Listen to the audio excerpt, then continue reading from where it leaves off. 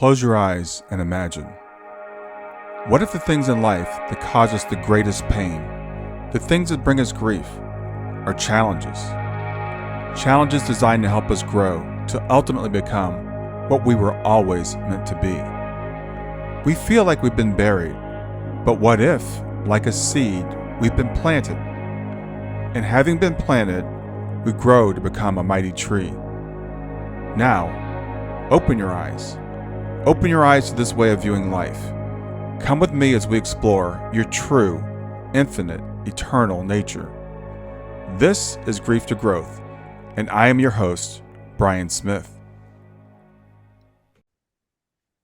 Hey everybody, this is Brian. Welcome back to another episode of Grief to Growth. As I said, I'm Brian Smith. I'm your host, and I'm glad you're here today. So whether you're a long-time listener or you're joining us for the first time, I want to let you know this show is dedicated to helping you navigate the complexities of life and uncover deeper understanding of who we are, where we came from, why we're here, and where we're going.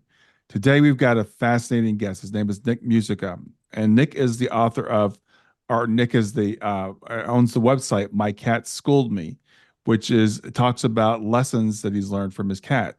His journey with feline companions has opened up new perspectives on mindfulness, on patience, acceptance, and the surprising ways that animals can teach us about ourselves and our place in the world. And Nick is a animal communicator who not only communicates with his own animals, but also connects with other people's animals on their behalf. So in our conversation today, we're going to talk about some of the lessons that Nick has learned through communicating with the animals and help you maybe understand about how your animals would like to communicate with you a little bit better. So with that, I want to welcome Nick Musica. Thank you so much, Brian. Nick, it's great to have you here. Really fascinating story that you have about communicating with animals, because some people are not even aware that's possible. So hopefully by the end of the show today, people will understand it is. And I understand your journey started maybe off with some psychedelic experiences. Is that how it started? Yeah. I mean, there's been a few milestones along the way, and psychedelics has certainly been part of it. So it was about 2017. I got introduced to, or maybe reintroduced to psychedelics, and in the 20s, it was something different. It was experimentation, so I experimented a couple times. Mm-hmm. Um, but in 2017, I got introduced to a cactus called San Pedro, and I didn't really understand the context. And I went to this. It's a ceremony. It's a sacred plant, Mm-hmm. and it's used a lot in South America, and for generations, for a long, long time. And it was a wonderful, humbling, fantastic experience. It was amazing. Yeah. Tell me about it. Tell me about the experience. Yeah, I mean, I've done it more than once, so it's become part of my bag of experiences. I like to kid that my therapist is a cat and a cactus. And so I've been spending time with San Pedro about every 6 to 12 months since 2017. Um, for folks who are into meditation, um, it's sort of like meditation on steroids. At least that's my perspective, Mm-hmm. in terms of the connection that it gives you. And the day starts out like this. You get there early in the morning, around 8 o'clock-ish or so, and you sit down with a group of people. There's an introduction about the background of the plant, where it comes from in South America, and a little more context around it. Um, and then everyone gives an intention for the day, what they're looking to get out of it. And then you drink some cactus, which you should do rather quickly, depending on how it's given to you. Some folks, it's in a tea. I've only done it where it's powder Mm-hmm. mixed with water. And so here's the thing about cactus, is that it sort of wants to come back into a cactus form after it gets dehydrated, and you add water to it. And so the longer that it stays in a cup, that like it goes from liquid and slowly transforms into like a gummy worm of sorts, right? And you don't want to drink that. That's going to be a little terrible. So you want to get it down as best and as fast as you can. And also it's hard to get down. Like, you need to earn it. You need to earn the experience. You can get a little nauseous. And the guideline is don't, don't let it up for the next 45 to an hour. because then we're back at square one. Like we didn't Hmm. take anything essentially. But once Right. you're past that 45 minutes to 60 minutes, you're in the clear for keeping it in your system. That doesn't mean that in an hour, 2 hour, 3 hours that it's not going to come up again, right? So in the beginning of the time after you drink the cactus, you could qualify that as throwing up, as just a biological response to it. Afterwards, we don't say throwing up or vomit, we say purging, because Mm-hmm. it's really there's something else going on at that point that's yeah biological, but there's something else that's running. You're in tune with something greater than yourself, and if there's something that has to come up, it's really tied to not that, oh my God, my stomach feels queasy because I ate something, but there's something that has to move, that has to get out of you, and that's it's such a wonderful thing that didn't happen for me for a long time, and then the past couple of years, it sort of snuck up on me, and and the purging, while it's awful, it's I mean there's nothing enjoyable at the time. Afterwards, it feels fantastic because something is no longer there. You asked for Hmm. it to leave and it's gone, and now it's just sort of the manifestation of it leaving. Now, is this similar to ayahuasca? I have never spent any time with ayahuasca. Okay. So I'm gonna go with yes because I've heard stories. It sounds But similar. yeah, yeah. But so there's ayahuasca, from what I understand, it can like shoot your soul out into outer space, and you're spending time with entities that like just are not on the planet, Yeah. right? Yes, that's Uh, true. have you had time with it? I have not, but I've read a lot about it. Okay. Okay. I would say that San Pedro is that there's a book by what's his name? Carlos Castaneda, I believe. Hmm. And in the book I think he's talking about San Pedro, and he says it's essentially about a gentleman in the States who goes to Mexico and meets a guy who knows all the old ways of tuning into spirit. Hmm. And he's like, why are we doing this? And the phrase that comes out in the book that got my attention was, it helps you live the right way. Hmm. And so that for me, that really landed because you see things, you're shown things, but it's instead of like ayahuasca where it's like, outer space and who knows what's going on over there. I don't know. San Pedro is really about this experience on this planet in this body now. It's very Okay. now, right? Okay. Where ayahuasca, I'm not quite sure if that's always the case. Yeah. And so I know you said you did some psychedelics in your youth, and that was Yeah. I would assume was more recreational. Yeah, it was Um, out of curiosity. Mushrooms because reasons, that type of thing. Yeah. mhm. So when you started doing San Pedro, what was your intention?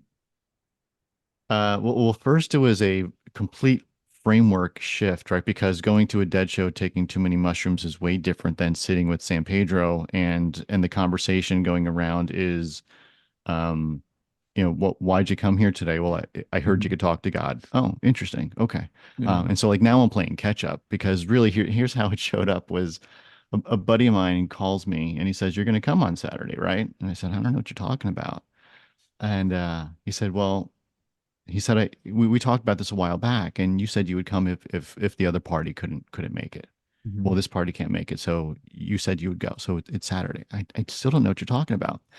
And the more he explained it to me, the more I'm going like, I don't like this is not sounding all that interesting.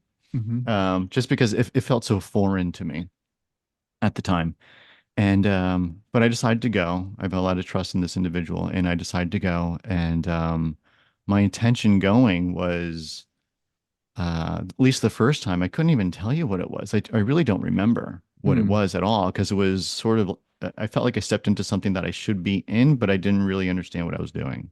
Mhm. Um, but it was magical in terms of just what you're it changes everything. It changes your view on existence and what is possible. That was the Hmm. big thing that it did for me. Like meditation's been super helpful in terms of consistency and building skills. St. Pedro's been very helpful in terms of like one time you could sit down with it and you can see what is possible. So Uh, can you explain? You told me about the experience of taking the tea or the yeah, powder with the water. yeah. What did you see? It really depends. Sorry, so I've done it. I've sat with San Pedro more than 10 times at this point, Hmm. and it shows up in very different ways depending on what you need. And so my intention after the first time, because what did I know the first time? My intention after the first time was clarity. Like it's clarity is very inconvenient and it's also very helpful, Hmm. right? Um, it can be inconvenient, but it's always very helpful, always, always, always. And so when something shows up, it's um, it's what you need right now to move forward. So, for example, when the animals were showing up, um, my intention was like, if there's anything that has to get out of the way, let's just do it. Like I want to get back. I want to get on the path for these animals and have these conversations.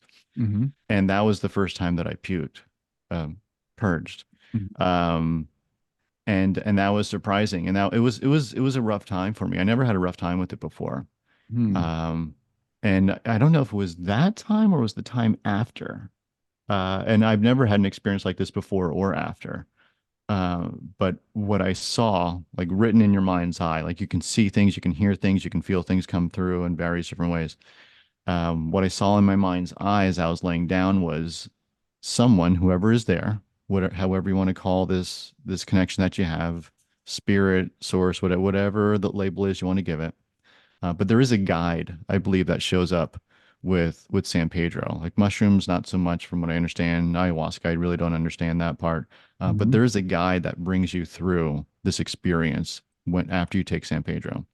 And I'll say the guide or guides at one point wrote right in front of me animal awareness. Like it was so clear, someone writing this out, almost like on a chalkboard. And you're Hmm. sort of going, what are they writing?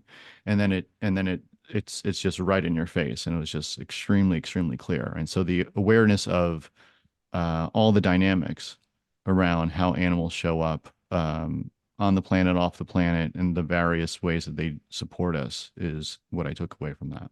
Hmm. So when did the animals start coming through? Was it the first experience or was it later on? Yeah, animals started to come through outside of San Pedro. San Pedro, like I said, gave me very quickly helped me see what was possible. Like Hmm. it just opened the veil and like just changed things. Meditation's been core since the animals showed up, and I was off and on for a while since around 2017. But once the animals showed up, and they showed up about a year and a half ago, I went to a medium. My wife and I went to a psychic fair here in Carlsbad where we live, and we took this little loop around the booths, didn't really see anyone, and then we approached it from the opposite direction, and right in front of us was this woman. Her name is Medium Adelita. She's amazing. And I went to my wife and I said, "Hey, Joel, what do you think of her?" And my wife said, "That sounds great. Why don't you go first?" And so I sat down.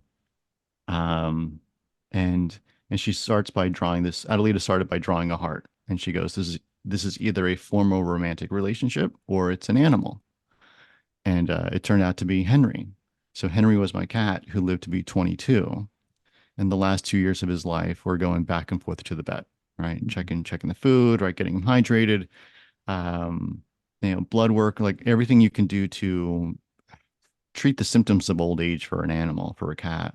Sure. And in hindsight, it wasn't so much about making the animal comfortable, it wasn't about making Henry comfortable. It was really about making me comfortable as the person who was just didn't want to let go of Henry at the time. Yeah. Um, and so, I'm thinking about the past 2 years. Um, when she circled animal. And then she says that the messaging is you did too much. And she didn't know anything about what I just said. She didn't know anything about the past 2 years of back and forth to the vet and all that. Right. So that landed pretty sharply. Hmm. And as I'm like, it was the first time that I sat with a medium. I've been to a psychic before, but I've never been to a medium. It just wasn't in my lens of things I wanted to do. I was very skeptical. Like it just wasn't a thing for me. That's changed. It's changed quite a bit.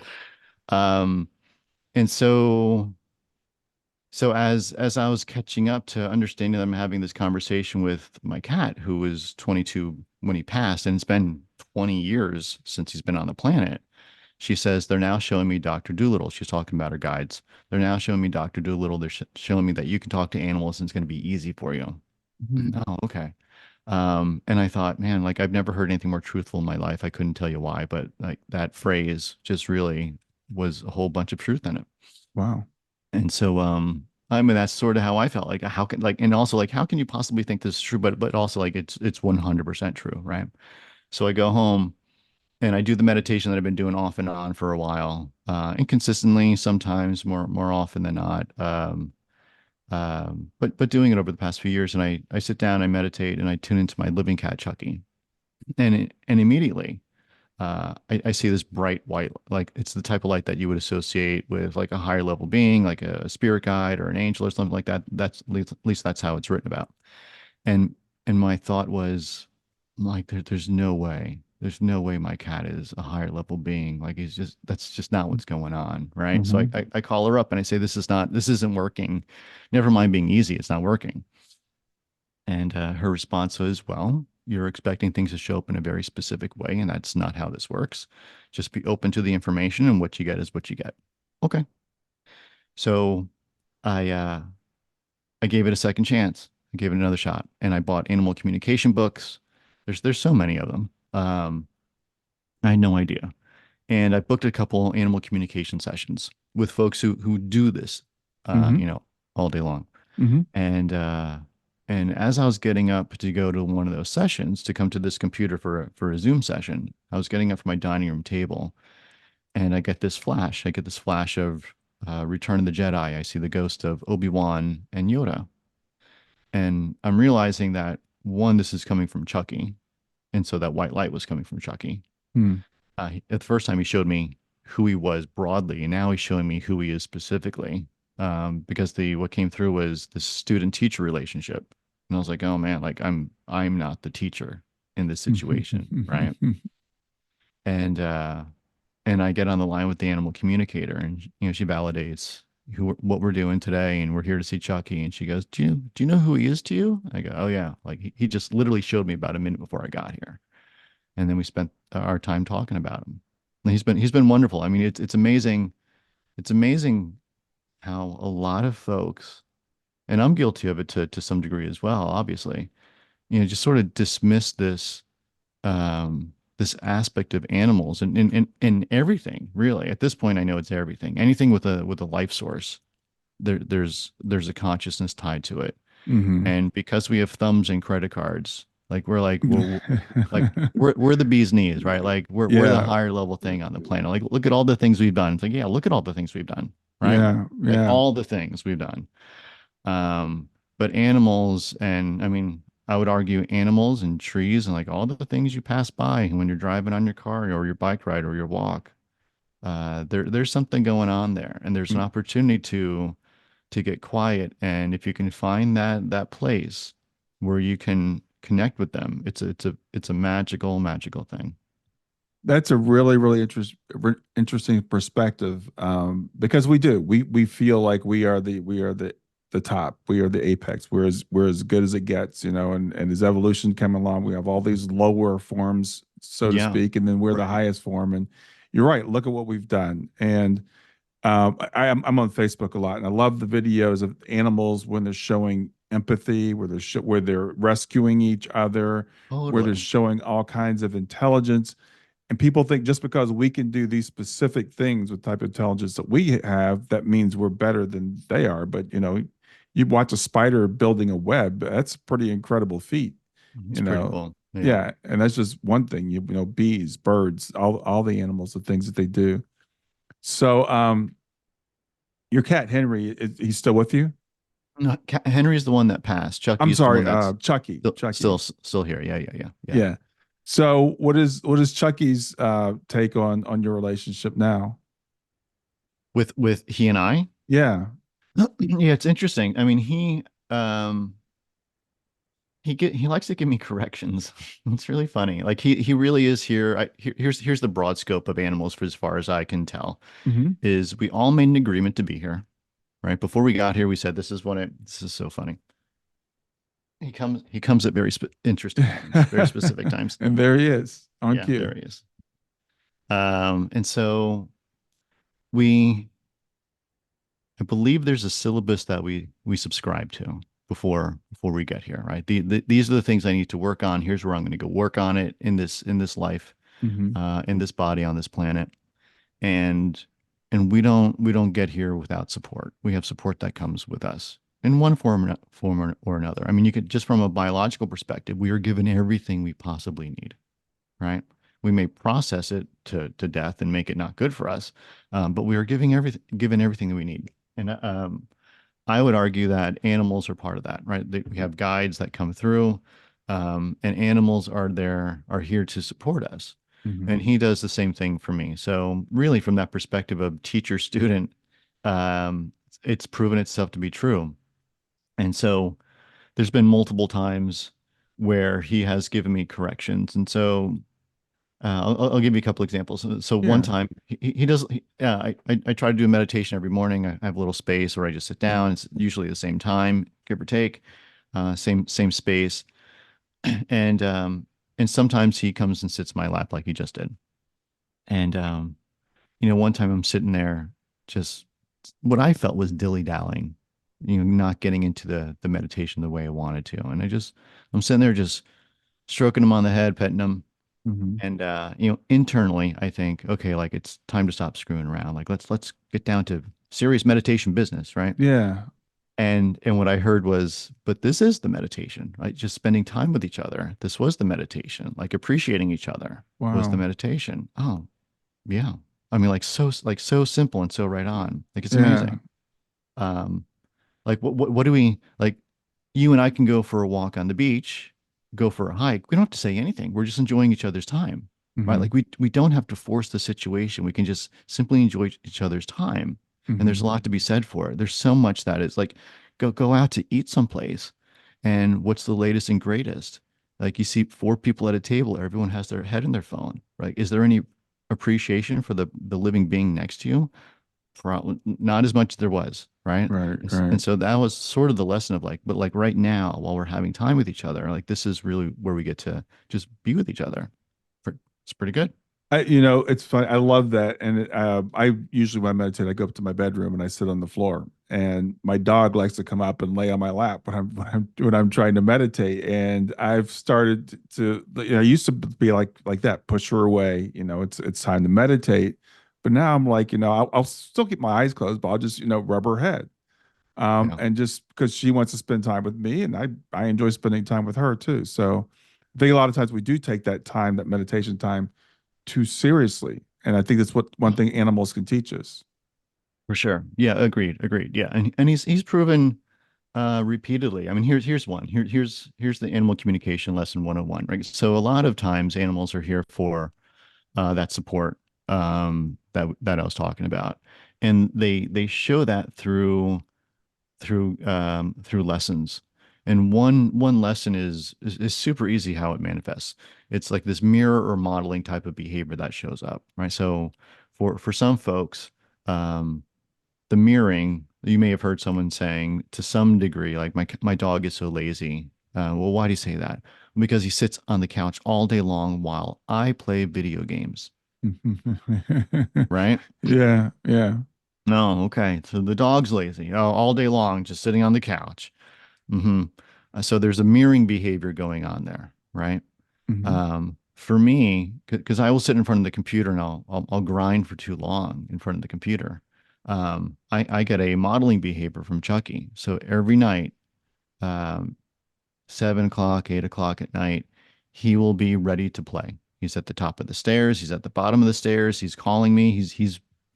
It's playtime every night. Uh, and a lot of folks will go, it sounds like your cat likes to play. Well, that's because you're looking at it from this 3D dimension. He does. He does like to play. But the bigger lesson here is break out of your routine, like step away from the thing that's no longer serving you. You put your time Mm. in, step out of it. You need more play. Right. Interesting. I do. Hmm. Yeah, interesting. So, when we talk about animals, and sometimes people will talk about reincarnation. Some people think we can come back as animals. Some people say we can't come back as animals. You mentioned Chucky being like a higher level being. Yeah. Do you think Chucky's ever been a human being, or what are your thoughts on that? I have no idea. I'll give it a shot. Let's see how this works. Um, I think that I mean I was told that he was assigned to me, and it's really easy to say I feel like that's true. Mm-hmm. Yeah, Mm-hmm. 100%. So whether he was here before or not, I don't know, or whether he raised his proverbial metaphorical hand paw energy, whatever it was before he got here. Mm-hmm. I don't know. Here is something that I heard that I found interesting was um, like before we can move on to not being human anymore, because this is where we go to learn the lesson. I mean, we need to come back and learn the lesson, whatever it is, whatever um, that level is that we need to meet Mm-hmm. to have that soul progression. Um, it doesn't seem like animals are on that same path. Like it feels like we are here doing the majority of the work. Um, and while they may be here in these little furry bodies or in the trees or whatever it may be, Mm-hmm. it seems like I'm sure they're doing their own work, but at the same time, it feels like we're doing the heavy lifting because we need to do the heavy lifting. It sounds like I think they've already done it, is my perspective. Yeah, it kind of feels that way to me too. It feels like we're the ones that are kind of lost trying to figure out who we are, why we're here. Yeah. And Yeah. as you said, sometimes people say, well, look at all the great things we've done, but look at all the things we're destroying our planet. I mean, animals don't do that. They don't destroy their own habitats. No. They don't, extinction has just become, I just saw, especially yesterday, about an animal become extinct in Tasmania, Mm. and we're doing that. That's humans doing that. So I do feel like we've got the heavy lifting to do, and it's really interesting, this connection you've got with animals, and maybe some of us can start looking at our animals differently and look at them as like, this, maybe we should be a little bit more that way. Yeah. I mean, I've always appreciated animals, always, always, always. And I think there's a couple different ways, like tuning into um, your intuition shows up. And for some people, it's an event. Like I know a gentleman in New Jersey who had a near-death experience, and he came out. And now he hears he communes with spirits that have passed, or humans that have passed in spirit form. Mm-hmm. There's other folks who seemingly come like they come to this the planet, and they know immediately that there's something going on for them that is it's normal for them, but then they say something and people go, "What are you talking about? What thing did you see over there? You Mm-hmm. don't see the person over there, right?" Like, and so like those experiences show up early for Right. those folks. For me, while I had a what I would consider a tap on the shoulder since I was about 20, I was having experiences with dreams. I would end up living snippets of dreams that I have. So I learned just a few months ago, I think it was 9 months ago, whatever, that they're called clairvoyant dreams. So Mm. it's like I never had this dream, but it would be similar to being in your car driving in a random city. You go past a random corner and you see a random person or dog on that corner, right? Mm-hmm.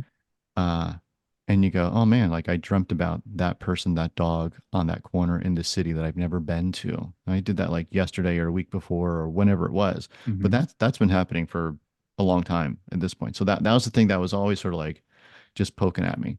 I Yeah. think for a lot of other folks, this statement rings true for a lot of folks. Have you ever been thinking of someone and then magically they call or text, Yeah. or you call and text them and they Mm-hmm. go, "Man, I was just thinking about you. This is so Right. crazy, so weird." Like Right. that's what we're talking about, those little taps on the shoulder. um but in terms of like, did I always know this was a thing for me? I don't think so, but I think it's the appreciation that I always had, and then it happened to open up.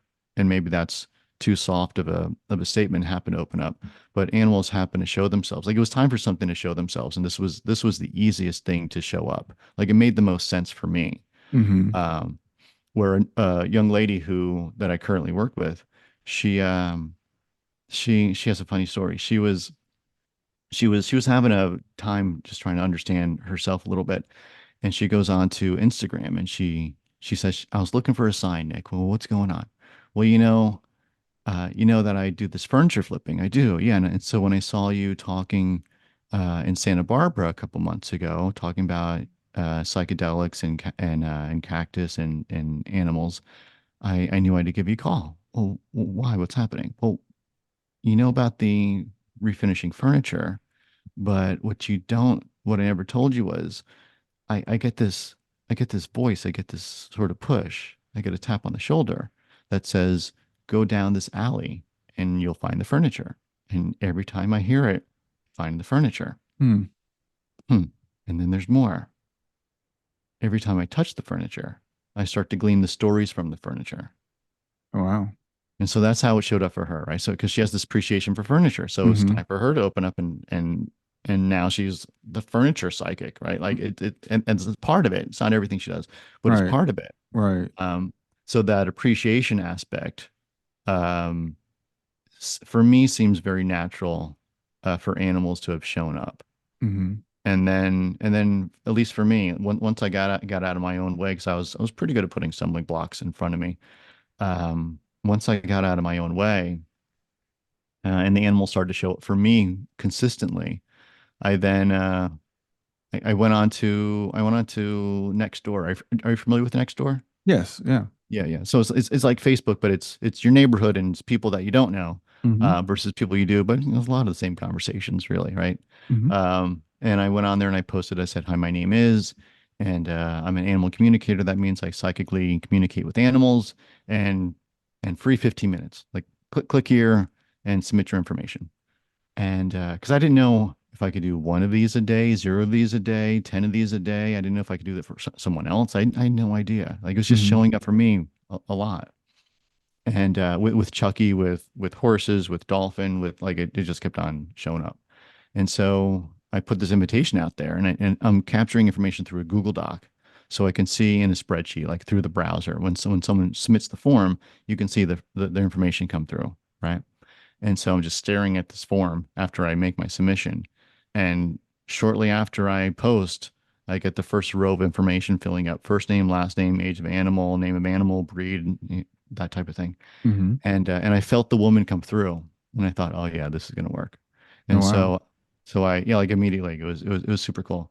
And so my process is have the human submit the information and then I'll talk to the animal like on a Wednesday or Thursday, and then I'll get the human on the line on Friday and debrief. Here's what it was. Then we have a chance to unpack what the animal said. Mm-hmm. But that's the basic process. And so I got her on the line after talking to the animal the day prior or something like that. And at the end of 15, 20, I forget what it was, minutes, she said, so the reason why I wanted to talk to you is because my former animal communicator passed and me and my friends are looking for someone new. Would you be okay with me sending you references? Oh, Mm. no, I think that's very okay. I appreciate it. Yeah. Thanks. All right, so Yeah. first one out of the gate of wondering if this was going to be true or not. Right. Um, it seemed to work out pretty well. So it was, I go, was Chucky was the first animal you had a connection with. Is that correct? Yes. Yeah, I'm And trying to then remember. Yeah. is it like random, like you said, a horse and a Yeah. dolphin? You'd be driving by and see a horse and It's yeah. Yeah, so it showed up in spits and spurts but also consistently. hmm, So there was a case where like I was at the Home Depot and I just saw a dog at the checkout and I just recognized the dog. This is why I say the appreciation. There's a thing there. hmm, Like you don't want to spend time with people who don't appreciate you, right? That sounds silly. And so same thing happens energetically. And so I hmm, looked at this dog and I just like felt good on the inside. I probably smiled at the dog and the dog is not paying attention. The dog is looking at the owner, he's looking outside, whatever the dog's doing. And then I sort of refocused my attention after I gave the dog a little bit of energetic appreciation. hmm, And all of a sudden I feel this wave coming back at me, wave of energy coming back to me. I'm like, oh, that's the dog. That's the dog recognizing this interaction, this hmm, connection that we have. And then it's gone. But like that's how it showed up for with the dog. Um, for me, um, things really started to get cooking, and I started to know that oh, I mean, like I can sort of tune in when I want to, and then work from there. Was we went to Mexico last summer, and we went to Cabo. Then we haven't been out of the house on a plane for years because of COVID, right? And so we finally get out, and we're like kids in the candy store. We're just doing all the touristy things. Um, and and there's this opportunity to go swim with dolphins, and it's in a tank, right? So, and I never liked animals in cages. I just I don't feel good about it. Hmm. And this is sort of the equivalent, and they're born there and they're treated well as far as I can tell, and but I still have this feeling. Hmm. And at the end of it, we decided we're going to go.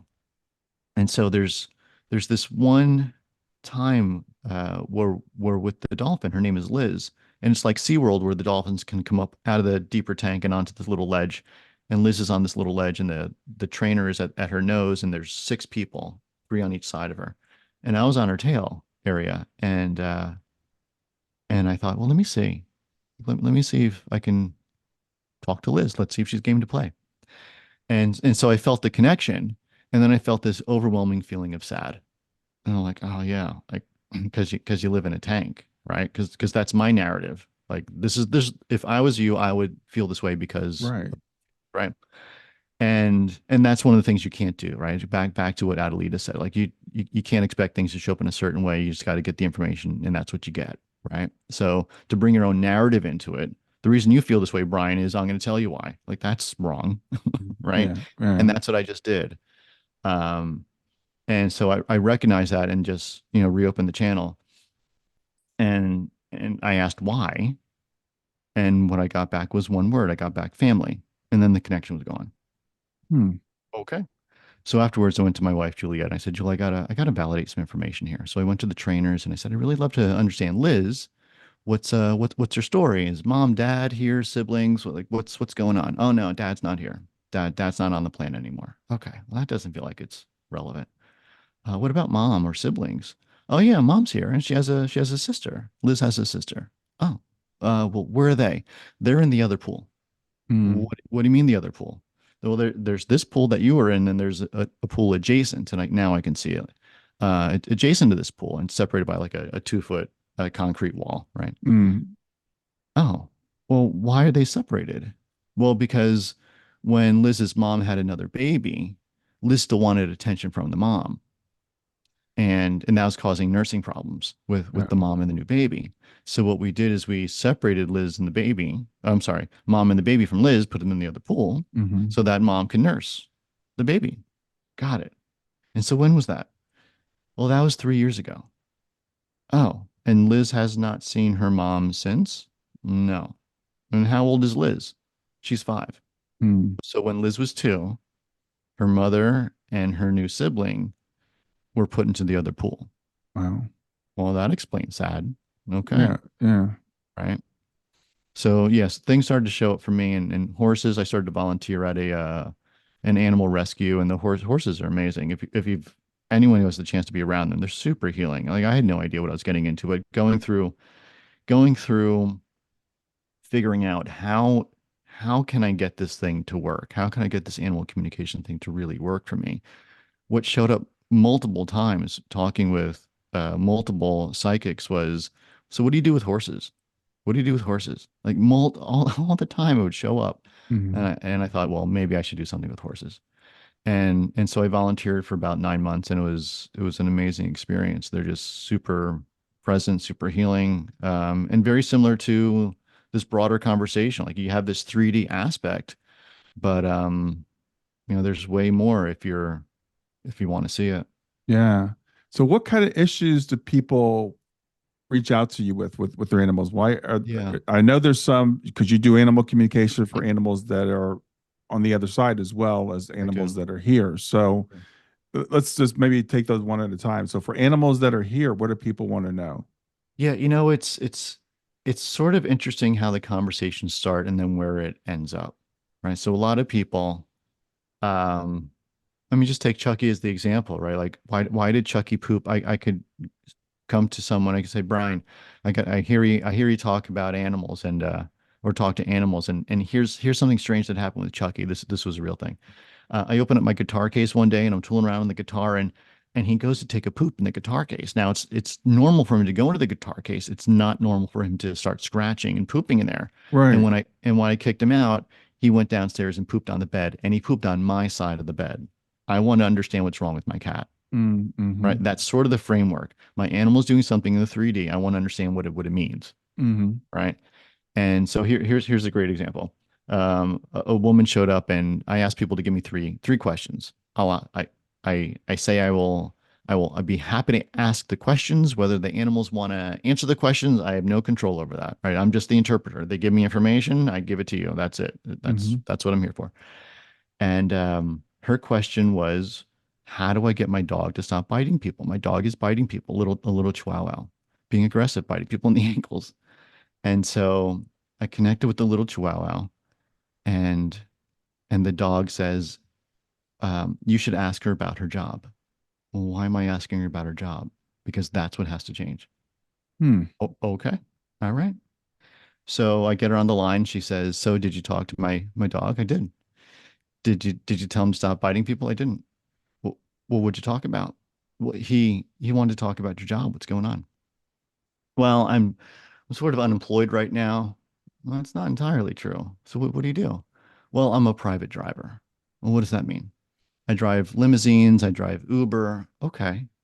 And how's that working out? Well, I have a lot of spinal issues, and my doctor says that I shouldn't be sitting down for long periods of time. So after like an hour or two sitting in the driver's seat, I'm very banged up. I'm very aggravated in my spine. Hmm. Uh, and so he says, my doctor says I shouldn't be doing that. So here's what your dog said. Your job's the thing that has to change.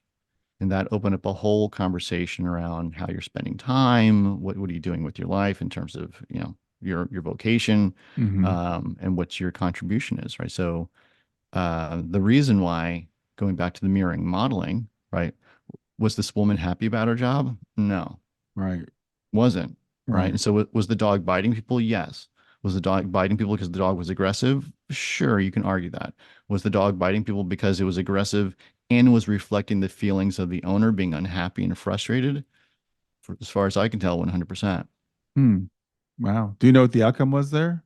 Did I the don't. uh I don't. Yeah, I don't have a closed loop system, right? Like right. Yeah. it's a moment in time. Here's what the truth is, and now people get to go and do whatever they Sure. want with it. Yeah. Yeah, sure. Well, it's interesting because animals, again, they don't, I guess they can't sit down and talk to us. So there may be other ways of getting our attention. Like you said, like sometimes they start to poop in the wrong place or they start Yeah. to pee in the wrong place. And, we always want to look for a physical thing, but maybe there's something spiritual that's going on there that they're trying to get your attention. Totally. Yeah. What I do is not, it's not a substitution for veterinary care. It's not behavioral training substitution. Like Right. if you need to get your dog to walk better on the leash, you should get behavioral training. If Right. if there's something, there's a lump on your animal, take them to the vet, right? Like if Hmm. there's something going on, like do the right things. This is different. This is Hmm. very, very different. So, in terms of people that come to you for the dogs that have passed, or Yeah. not dogs, but animals, what Mm. types of messages do you get from them? Yeah, I mean, typically people, they want to feel that connection, right? There's a loss there, and they want to make sure that they weren't responsible for anything or feel bad about how it played out, because I Hmm. mean, things can get messy at the end, right? And I'll use myself as the example. Like it was messy, and I wanted to keep Henry around as long as possible, assuming the situation was good. So my definition of keeping the situation good was, let's um, let's tackle the symptoms of old age, right? Hmm. And so Hmm. his message was, you did too much. Oh shit. Like, oh, language. I don't know if we're okay doing that. It was, you did too much, right? So, like, so I shouldn't, that was a lesson for me. Like, so Yeah. it would have been okay at that point, whatever that point was, where there's the signals that I was not accepting to pick up around, like I'm sort of done. Like our time here is wrapping up. Let's talk about that. Right. And my reaction to that was, well, how do we prolong this? Right. Yeah. And I want to ask you, I know that when I've talked to pet owners, they always, a lot of times, not always, but a lot of times they feel guilty whether they thought they held on too long or whether they gave For up too sure. early. Yeah. And so what are the messages that the animals give us about Th- about death, about leaving? Yeah. I mean, there's typically, so let's talk about the physical first. There's typically signals that show up. Right. And I think generally speaking, we, we don't like those signals. Like we have a hard time with death.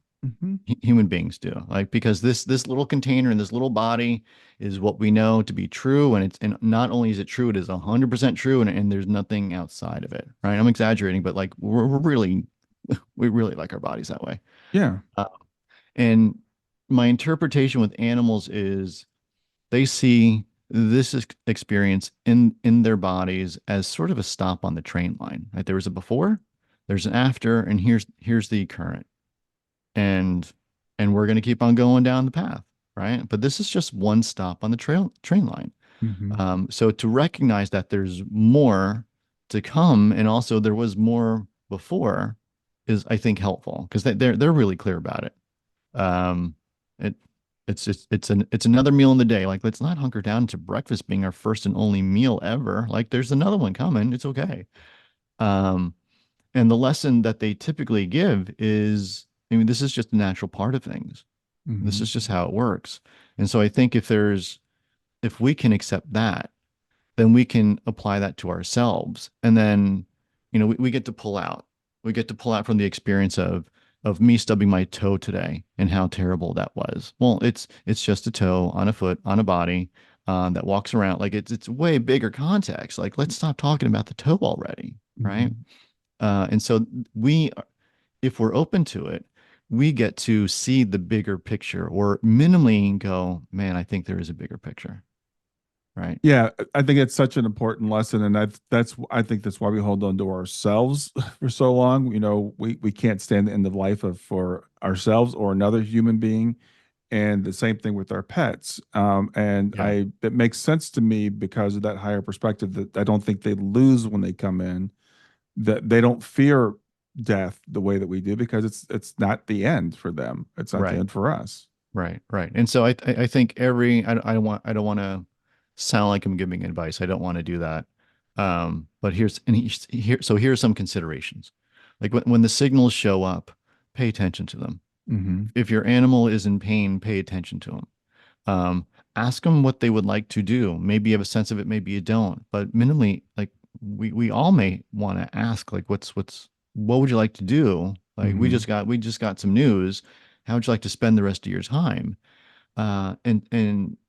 With one young lady who came to me with a critter, with a cat who is in bad straits. She's like, well, how should I, like, what should I do? How should I spend the rest of my time with him? And the response was, like, how would you like to? Yeah. Like, do you want to go back and forth to the vet every day? Do you want to be sad about this every day? Or can we enjoy our time until we can't enjoy our time anymore? Like, how would you like to do that?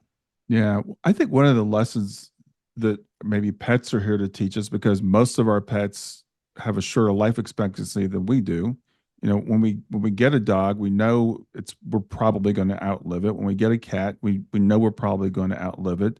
Yeah. So we kind of know that that's part of the deal going in, but we get into it and then we're like we forget. It's like we never want to let them go, and I think that's one of the things that maybe having a cat or a dog, is here to teach us. It's like we're all going to make that transition.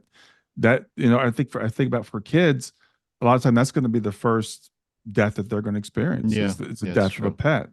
Yeah. Yeah. Yeah. So I think the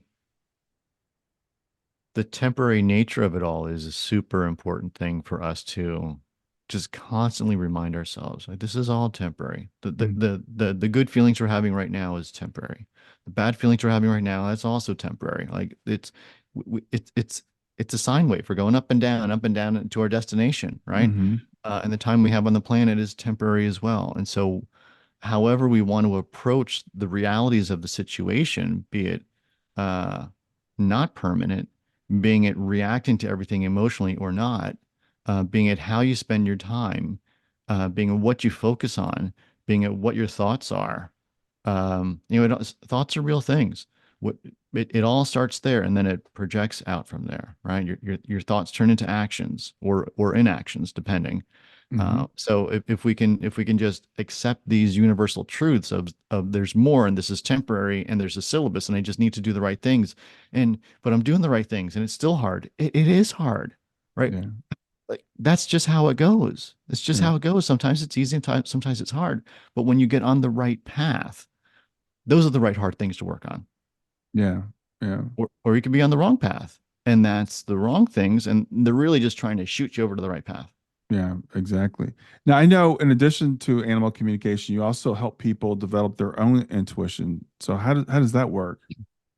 Yeah, yeah. I mean, like the young lady who showed up with the furniture. I had another gentleman show up who he's gotten visitations from his dad for a while, and he shows up and says, you know, I want to experience the same thing that I just experienced. Um, he had a super trippy experience of like being in outer space and moving very quickly. It sounded like astral projection. Mm, Um, and then at the end of it, he sees his father's face, and there's a bunch of things that showed up, but like that was the core of it. These visitations from his father, and he says, I want to have that experience, the thing that I just described. I want to have that experience again. Okay, well, we probably can't do that. Really, mhm, we just like think about the best food you ever had that one night at that restaurant with that company and that waiter, and like you can't duplicate that. mhm, It's never going to work. Everything is going to fall short to that. It's just not going to work. But you can have other good times with people. You can go out to good restaurants. Like you can figure out what makes sense for you. And so the conversation was that. Well, let's now that we have this thing that's working, like let's work to expand it. Let's work to stabilize it. Let's work to have similar type of experiences, not the same, but similar in this vein of experiences. mhm, And so we did. And so working together on what this means and contextualizing what it all looks like, um, how to manage it. Energy management is a huge thing. And once you open it up, like you got to figure out how to manage yourself. You need to figure out how to shut it down. You need to figure out when you're going to tune in. There's a hygiene aspect to it. Like there's some funk out there that just sort of builds up. It's like plaque on teeth. Like you gotta keep cleaning it, mm. um, or else it's not going to be that finely tuned machine anymore, right? Okay. You got to change the oil, or else the Ferrari just doesn't run as fast as it used to, right? Yeah. So what types of things do you do for your spiritual hygiene? Yeah, for me, I would think about it as a trifecta. There's the consistent morning meditation. I mean that's the equivalent of the gym. Like that just keeps me in good working condition. Hmm. San Pedro is I have a really good relationship with that cactus. It's super helpful for me. Whether that's someone else's thing or not, a lot of folks have good reaction to psychedelics. Some folks don't, and it depends on what you're trying to get out of it, the set and setting of it all. So, if I had to encourage people, I would say 100% without a doubt, do meditation. 100%. If you Hmm. talk to anyone who does anything like I do, or mediums or psychics, typically the commonality is meditation, Yeah. Yeah. right? I can say I could have done this without San Pedro, 100%. It showed me what's possible super fast, but I could not. But it's not a daily meditation. It's not the daily discipline. Um, so I so you need the meditation. Hmm. Um, and then there's the cleaning of the system aspect. Like there's an intentional just wanting to clear your system and doing a meditation where we're not just necessarily tuning in today, but we're intentionally working on the hygiene. We're intentionally working on clearing things out. Hmm. Okay. Awesome. Well, Nick, we're coming to the end of our time together. I appreciate you doing this. It's been fascinating talking to you. So I know we talked about some of the things that you do. If there's anything else you want to let people know that you do and let people know how to find you, that'd be great. Yeah. I would say thank you for that. So go to mycatschoolme.com. You can get an animal communication session there. You can submit a form and say I want to work with you one-on-one, Hmm. whatever makes sense for you. For other folks, here's what I like to encourage is this is how it happened to open up for me. Like I don't, if people come to me and they say I want to learn animal communication, sure, I'll show you, I'll teach you what I do to do it. But I think the bigger win is like the gentleman that I was talking to, like, let's not try to get that thing. I think it's too early for that thing for a lot of people. But I think to have a chance to open up your channel and manage your energy and tune into the greater aspect of things, source, spirit, whatever you want to call it, that's the bigger win. And you can do that with meditation. It is harder to do it just like listening to a tape or something. There is a benefit when you work with someone one on one to be in the space that, and I've heard this multiple times. Like it's different when you and I sit down, Brian, Hmm. versus when I go to do it by myself. Yeah. It sounds self-serving, but it's true. Until you build the skills, until you can actually generate that energy by yourself and get into that space easily by yourself, it certainly helps. It's a mentorship, right? Think about Yeah. anything. It's Yeah. always helpful to have someone who's done it before you to go, no, no, no, come over here this way. Just do it a little bit more like this, Yeah, right? it's really interesting because we talked about, you talked about the medium person you met before, and I happen to know a lot of mediums and a few animal communicators, and almost every medium I can think of, with only a few exceptions, studies like crazy. They study under other mediums. They do the meditation, all that stuff too, but it takes effort. It takes something to build those skills to the point where you want them to be. I would say to people also, and you can tell me whether you agree with this, but anybody that has a pet, start working on communication with your pet. The intuitive communication you've already got. Yeah, I've been amazed by the things, like I know what my dog is thinking a lot of times. And it's not just because of the physical communication. that's right. We have that sense, and I know she knows what I'm thinking. So that they already know what we're thinking, so we have to figure out what they're thinking. Totally. Yeah. So if we could round it out with one tip for animal communication, right? That's what we're here to talk about a lot anyway, Hmm. is um communicating with your animal in the 3D, but like the realization before you can get here is the animal is a sentient being. I appreciate my animal. My animal can do it or not do it, right? They get to make a choice. Hmm. But in order best to communicate with your animal in the 3D, there's 3 points we can go through. One is you say exactly what you mean. So for example, with my little boy Chucky, I don't say get off the piano. I say get to the pink blanket. Mm. Different, right?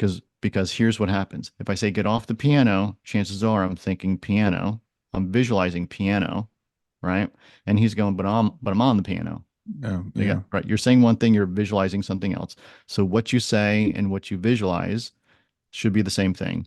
And then Mm. there's feeling tied to it. Right? There's an energetic communication to it. So there's a woman that I was working with a few months ago who said, my dog doesn't go out and use the bathroom at 9 o'clock at night. I open the door, I ask the dog to go out and do the business, and the dog doesn't go out. And I asked, well, how do you feel about going out at night at 9 o'clock? Oh, I don't like it. Okay, but it's okay for the dog. Oh, right. So you need to feel good about it as well. Hmm. Right? So if we have that trifecta of say what you mean, visualize what you mean, and feel what you mean, Mm. uh, that trifecta is your best chance for a good outcome. Wow, that's awesome. That's a great way to wrap up. Well, Nick, thanks for being here today. Enjoy the rest of your day. Back at you, Brian. Thanks.